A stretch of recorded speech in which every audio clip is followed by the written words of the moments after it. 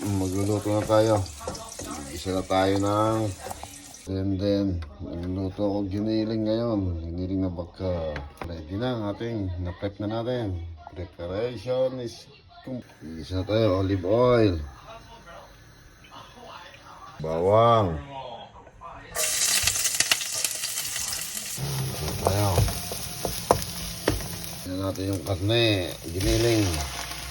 Baka. Pink salt.